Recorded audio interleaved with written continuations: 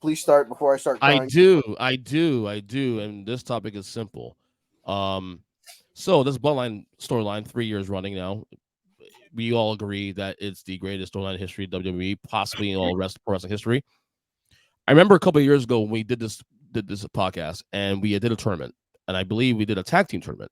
Um, the USOs they didn't win it at the time, but I think they were like probably in the final six, maybe final six, final four, maybe.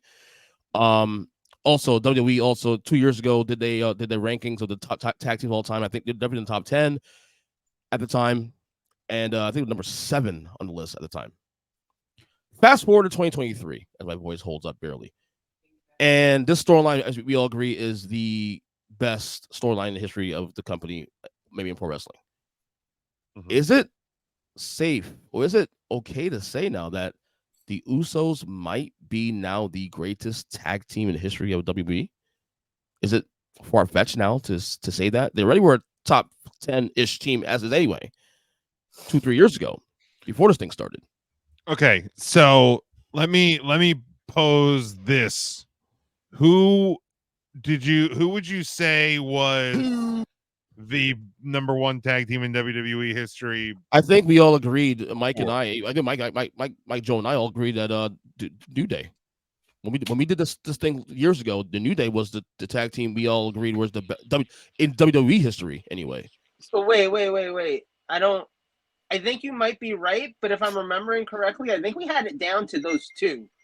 Like it was like New Day Usos for WWE because we ended up picking I think the Dudleys as the overall best tag team in wrestling But was history. that was a pro wrestling tournament Okay, though, so right? we're If I'm not talking mistaken. just in WWE. Right now, If we're yeah, talking just WWE from EJ's topic, that's what it sounded like. Okay, right. so if it was the New Day before, They won the all-time tag team list according to WWE. That's their list. I okay, think Usos I think number 7, number 6 at the time. um, so see, here's the thing, because the stuff during the Bloodline segment or the Bloodline storyline, there hasn't been a ton of. I guess maybe they did win the tag titles there for a little, but the majority of the story has been. Wait. Not to interrupt you, as I literally interrupt you. They Yeah, didn't win the tag exactly. titles for a little. They became the Unified it. longest reigning tag champions. I'm Yeah, pretty and sure. unified it. In So fact, I mean, like it wasn't just like they held the belts for a month. Like they did do something significant with the belts. Continue. Well, yeah. Well, during the reign, if I'm correct with the way it went down, during the reign, they surpassed the longest number of total days reigning as champ. It wasn't a single reign though, was it? I'm I think pulling it up let's see. right now. Who was the Okay, I longest lied. They were number? champions for 622 days. So ignore everything I just fucking said. Um. Okay. Yeah. So they won them. Okay. Yeah. They won them in July of 2021 and just lost them. Okay. Yeah. Ignore everything I just said because I'm a fucking idiot. Uh. So. Yeah. Then. Yeah. They're number one. Oh, bang bang. Yeah. Just like that. Like, because my thought process there was like, and maybe it's because there wasn't a ton of title defenses. Maybe that's where my mind was going. But like, the stuff over the last 3 years has been more about the internal family stuff, right? Like, so like my thought process there was like, what have they done as a tag team to move the tag team needle in this storyline? If One we thing, one thing I'll say that I think I would give the Usos credit for that I don't even know the New Day necessarily gets, and through no fault of the New Days, to be Hmm. perfectly honest, I feel the Usos have had quite a number of fantastic matches, particularly in the last like year and a half, 2 years Oh during yeah, this whole story. Because think about it. It's easy to look at the New Day and be like, well, who of the New Day had who of the New Day had great tag team matches with? And for the most part, that answer is the Usos. I don't know that there's a lot of other tag team New Day matches other than maybe some stuff. I don't even remember if they ever fought against the Wyatt family or what, but I do remember their matches with the Usos standing out really well. Then you turn to the Usos, and it's like, honestly, who haven't they had a fantastic tag match with in the last 2 years? They had a match of the year contender with the Street Profits. They had a match of the year contender with RK Bro. They've had match of the year contenders with just about everybody. And again, like, I'm not saying that's the New Day's fault. That goes into the booking, but you can point to so many excellent tag matches from the Usos with so many dancing partners for them, and I don't know that you can say the same for the New Day.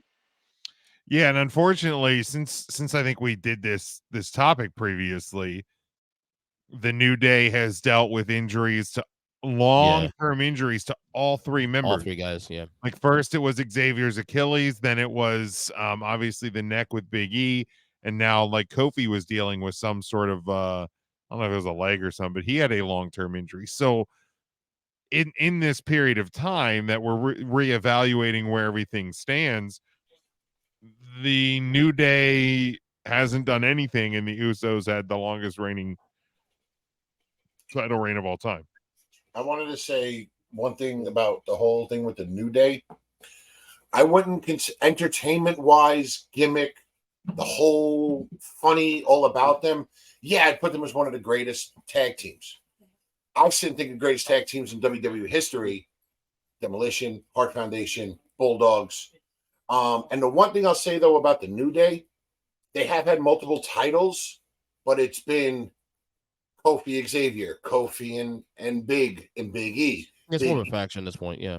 Yeah, so what I'm saying is like, when you look at tag team, Jay and Jimmy, Brett and the Anvil. It's a good point. It's the same two guys. Great point. It's not mixing it around. So, yeah, in the sports entertainment, they're one of the greatest tag teams ever. But when you want to talk about just tag team wrestling and champions, I can't put them like above the four that I had mentioned because of you're going to have it for a few months. I'm going to win it with him for a few months. And then with the injuries, of course, too. Yeah, that's a great point, because I mean, Demolition didn't add Crush until near the end. The very end, literally. So, Yeah. so like the bulk of their work was as a 2 minute. Nice, better.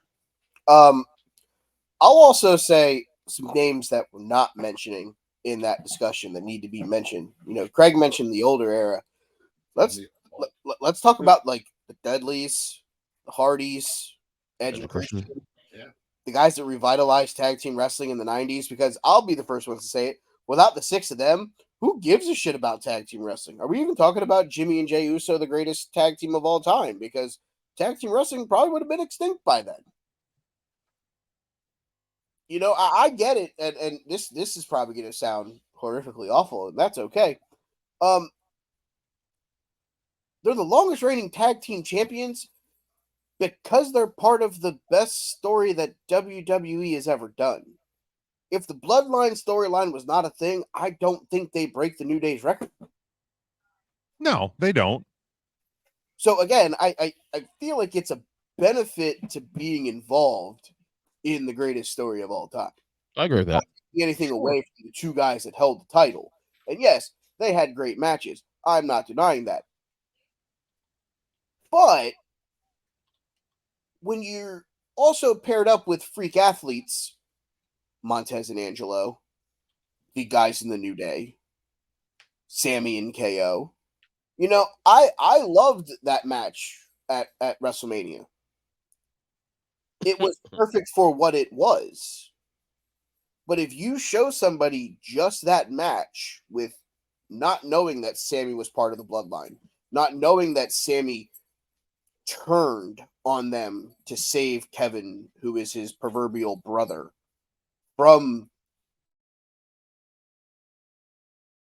the bell rings. And What happened there? I don't know what happened there. all right. What? That was Okay. weird. Whole thing just spazzed out. Everybody moved around like we were fucking on the fucking dry erase Chinese board. fire drill? Yeah, fuck awesome. That's a weird motherfucker. So my thought process here is there will be people that watch night one main event of WrestleMania, bell rings, and they'll go, that crowd was really into that match. It was a good match, not a great match. Like, if you don't know, like, in 5 years, if you're showing a random person that match with no knowledge of what the bloodline is, no knowledge of what the Sami Zayn storyline to get to that match was, there will be people that'll probably watch that match and go, it was good. I'm not going to say it was one of the greatest 5 tag team wrestling matches of all time. Mhm. And they were paired up with the right dance partners for that match. Let's be 100% transparent. Sami and KO and the Usos, destined to have great matches. But that was also extremely good because of the reaction that it got from the 75, 80,000 fans at SoFi. Sure. So it's one of those where when I think about tag team wrestling, are they a team that will probably end up in my Mount Rushmore of tag teams? Yes, because they're already there. It's the same conversation that we had on Huddle Up about Andy Reid. It's kind of hard to sit here and say that he's number one when he's still kind of doing it. You guys did a show on the Waffle House? Yeah, we did Smothered and Covered Baby. Did we actually put the Usos 2 years ago in the Mount Rushmore conversation? I 2 mean, years I ago? had them in the conversation. I didn't have them at number one because at So- the time, New Day had the longest reign of all time. And So people- real quick. So here's the list. Here's the top 6. according to that WWE, what they put out when we reacted to this a couple years ago. So Right. 2 years ago, it was New Day 1, Hardy Boys 2, Hot Foundation 3, Edge Christian 4, Dudley Boys 5, and Legion 6. If the Usos are not number 1 yet, if they're not, okay. where exactly do you place them now? Have they moved up this list at least now last 2 years? I mean, they're obviously ahead of the Legion of Doom. Right. I would say that they're obviously ahead of Edge and Christian.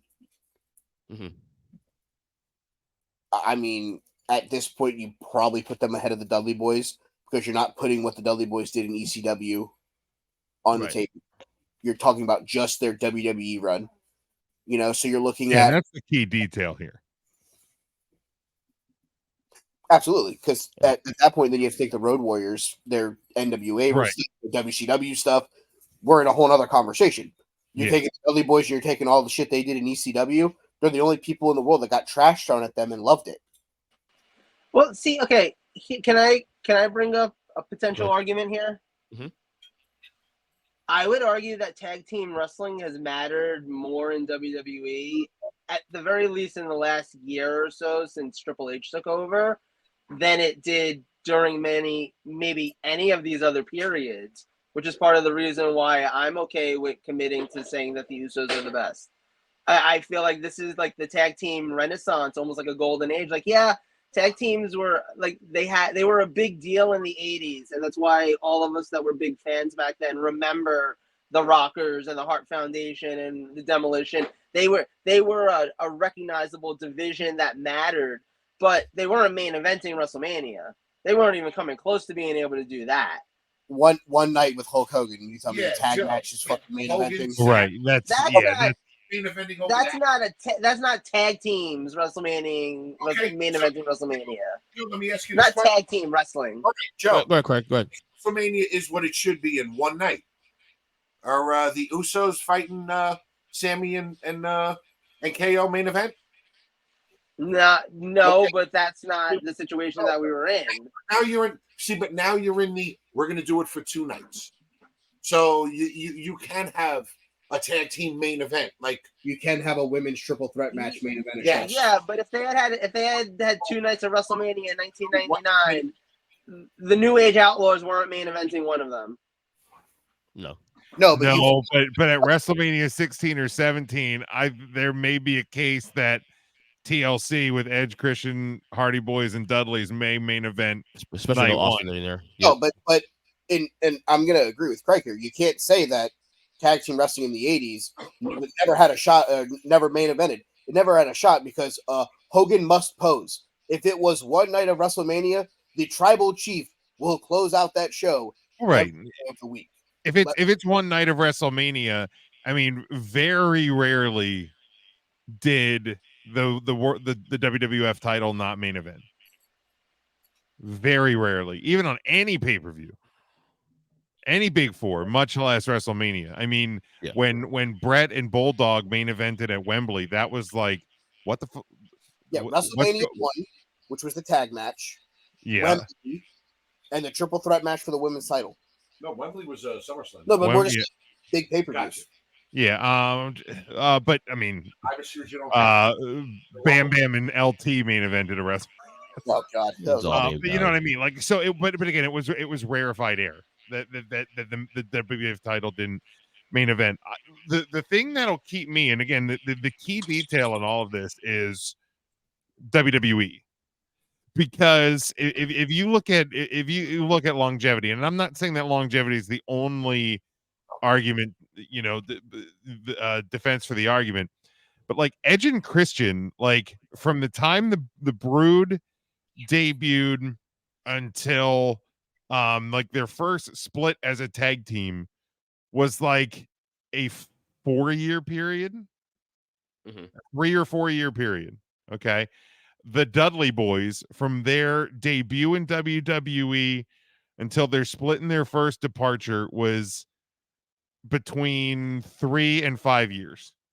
And then they had the return in 2015 and 2016. So like their time in the WWE was like 4 to 6 years. And even if you look at the Hardy Boys, now of course they had like the days in the like mid to late 90s when they were kind of on the jobber scene. But like once they finally became a tag team, it was 98, 99. They were Team Extreme until 2002. Then there was a split, there was a departure. They got back together in 06, 07. Then they feuded, then they split up. They came back again brief times in 2017, 2019. So you put their time in WWE together, even if you started the earliest part, 98 to 2002, that's 4 years. They get back together for another year, that's 5. They're back. They're only in about a 5 to 7 year period in WWE. And I'm not lessening the value of their work, because it did give some of the biggest, greatest moments that we had seen in tag team in the WWF. They kind of reinvented it at the time. The Usos made their main roster debut in 2010. That's the Okay. thing. 13 years, that's still Like relevant. it's like like the longevity of it has to come into play. And yeah, I mean, they have obviously benefited from this era of athlete, this era of match quality, and being a part of the Bloodline story, which is the catalyst for, are we moving the needle?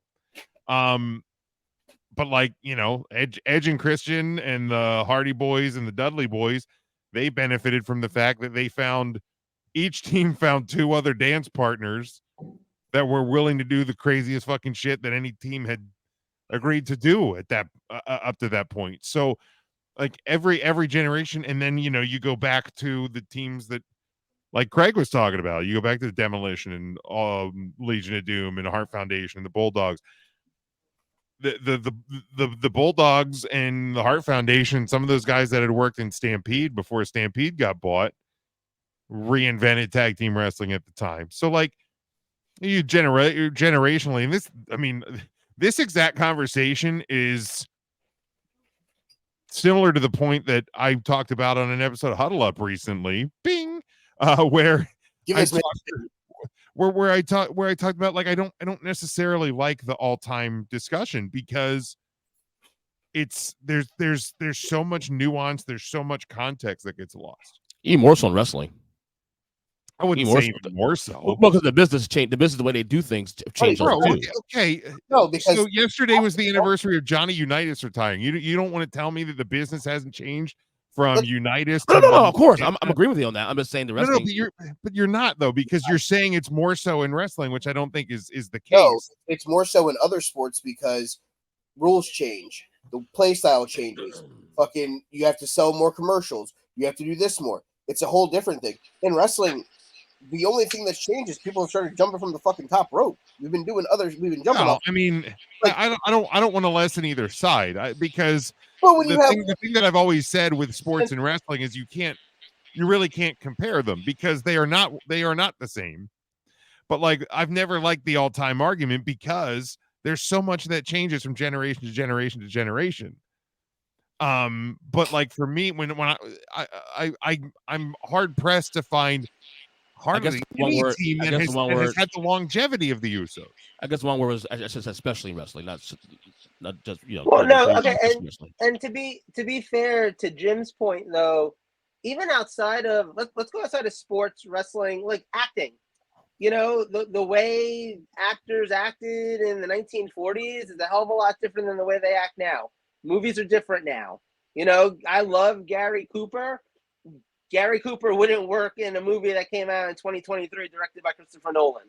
It's just not the style of acting that he did. Like things change, things naturally change, and it doesn't lessen the value that the people had in the past when they were doing it the way that it was in style then. It's just different now. So yeah, I kind of agree with Jim. I feel like the all-time conversations, the Mount Rushmore conversations, all of that, they become very hard at a certain point because you're comparing apples and oranges, even though you feel like you're not, because it's all the same quote unquote thing, because it's all wrestling or it's all football or it's all movies. You know, at a certain point, there's a difference. There is a difference based on generations. That's a good point. That's a great point. And let's be like, and thing too, because like, I mean, the bloodline story, I mean, has kind of changed the game for everything in wrestling. I mean, where we were talking about it being the biggest story and the best story, in my opinion, that this company's ever told in the history of this business. But like, go ahead, Joe. But go ahead, you can finish if you want. So, but like with the Usos, when they turned heel in 2016, I mean, that's 7 years ago. It's halfway into their run. That's when they took off the face paint. That's when they changed their look. That's when they started doing the Uso penitentiary stuff. So they were already ahead of the game on their gimmick change. Yes. Before the bloodline. So like they were already starting to do some of the things that they've done in this run that we're revisiting the conversation on before this 4 years before this story even started. And I think that when the Usos turned heel and they started being Jay and Jimmy more than they were sons of head shrinkers, like that's when they really came into their own. That's when they, like, not that they weren't having good matches before, but in 2016 when they started being themselves, Yeah, they owned identity. the game totally changed. And that's when I thought they really started to come together and become one of the best tag teams we have ever seen. And like I said, for me, I'm hard pressed to put anybody else above them, regardless. Like, I mean, and here I will put this as an asterisk because they are still active, and the Usos or the New Day. Technically, all members are still active, and especially if Big E does return, like he's been rumored to. There's two active teams in the top 5-ish of this discussion that there's still potential to move up or down. So I'm not locking in the Usos as number one, but I'm saying sitting here today in July of 2023, they're my number one.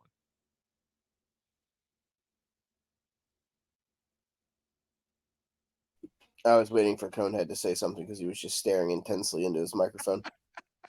For just their WWE work, sure. If they're not one, they're two. Absolutely. All-time tag team discussion. That's another topic for another day because I think there are some tag teams that we would have to have some conversations about. Oh, sure. You know, and we've had those conversations already in the past. Well, I don't think we've peeled back all of the layers. You know, or where do you guys stand on a certain tag team that are the current unified tag champs and they're running Ring of Honor as Kevin Steen and El Generico? You know, guys like that. We got to talk about them. We got to talk about the Dudleys. We got to talk about, you know, the fucking Legion of Doom, Road Warriors. the Steiner brothers. You know, Mhm. there are teams. I don't like them, but you got to talk about the Young Bucks. Yeah, Twinkle Toes McFingerbang. You know, you got to talk about the Briscoes. Like there's a lot. I mean, look, and When if you say the if you really want to Briscoes, start talking all time discussions, you got to talk about I forget what they were called before they were the Bushwhackers, Oh, the sheep sheep herders. herders. the sheep herders, Yeah, because the sheep herders, those guys were fucking insane. Don't get I was about Joe pissed. I was about to say though, like when you say the Briscoes, like which Briscoes are you even talking about? Can we get a Mark Are you and talking Jay? about Jay? Yeah, Jay and Mark. Yeah, but there was another tag Gerald team, and, Briscoe brothers. The original Briscoes. Yeah, I mean, but like people who watched wrestling back then would have told you they were the best tag team back then. Yeah, you're not wrong. What about the Conquistadors? Stop it. We talked about Edge and Christian already. Giant Machine, great tag team back in the day. What about the Blade Runners? What about Sting and fucking Warrior? I don't know. Jesus Christ. I'm just saying, like they're. I mean, You open up the door. Wait. Real question: has any single one of us seen a Blade Runners match? I've seen clips on like the Rise and Likewise. Fall of Ultimate Warrior and that Yeah. on these career retrospective DVDs, but I don't know that I've ever seen a full match of theirs. No. I'm just saying, WWE only. Yeah, put them on the board. If they're not one, they're two. If we're talking about all time, we have other discussions that have to be had. Sure, absolutely. That's why I said that. Yeah, that was the key detail in the discussion. I would agree with that assessment. All right.